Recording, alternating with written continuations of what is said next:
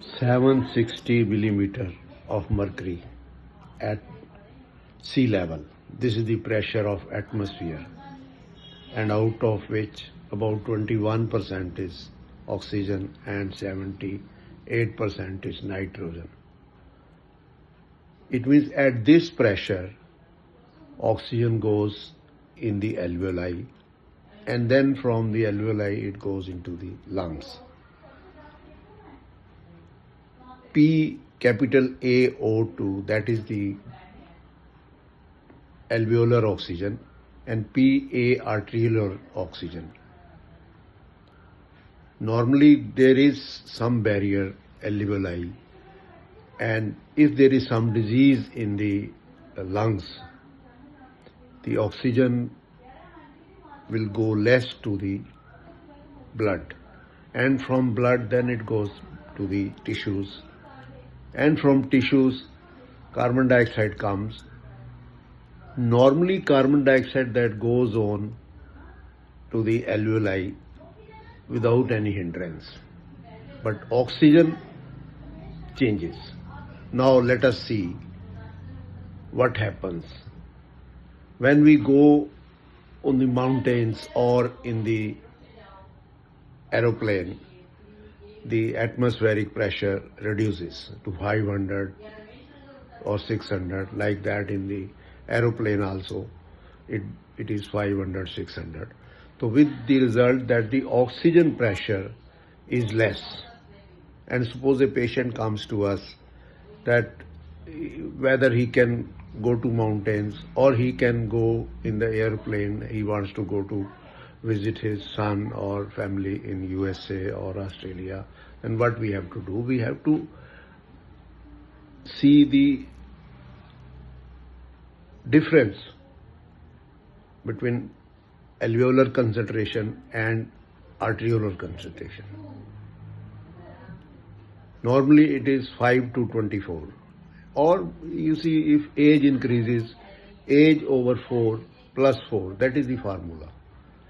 Or whatever, what is normally is FiO, or means the inspired oxygen, is 20, and the concentration of oxygen, CaO2, that is 100 or 94 to 100.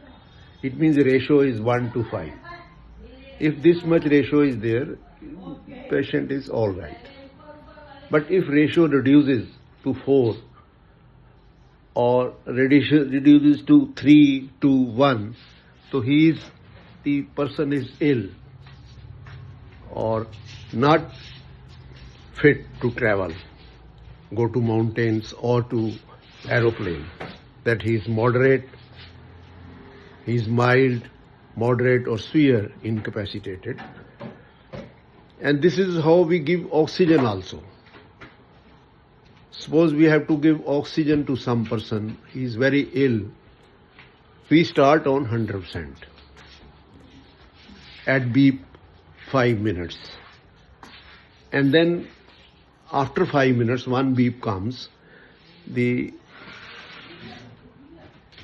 concentration of oxygen is reduced to 40 with increasing beep. And then we see the level of, in ABG, that ventilator, we see the pH, we see the PaO2, and we see the CaO2, or concentration of carbon dioxide, and pH. These three things are seen normally.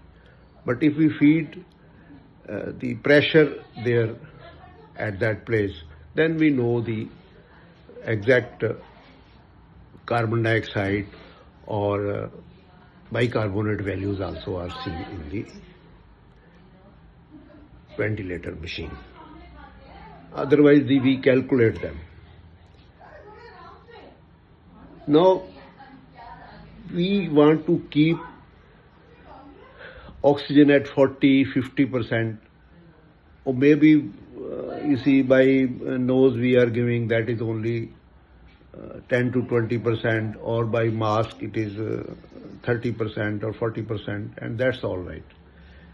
We don't want to increase oxygen concentration, because hemoglobin is the thing which carries most of about 98 or 99% of oxygen, and plasma or dissolved, that is only 3 ml or 2 ml. If we give more and more of oxygen, that is going to harm the patient. In going to mountains, acetozolamide or carbonic anhydrase inhibitor is given so that right shift of the oxygen dissociation curve doesn't occur, and left shift goes, that is the alkalosis is reduced and it becomes acidosis type with less carbon dioxide, hypercapnia occurs, more oxygen combines to the hemoglobin and thus carrying capacity increases. Suppose in aeroplane also something happens, there is automatic control that if pressure changes, some glass is broken, we are going to die there. What will happen? Automatically the oxygen bags, they come down automatically, and then we put them and then we help others. If we, such a low pressure, we can't, this hemoglobin can't attach to oxygen.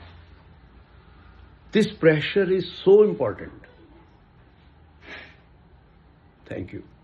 I have given everything in writing in Global Medical Education, and one can easily read. Otherwise, books also are there, so one can. Thank you.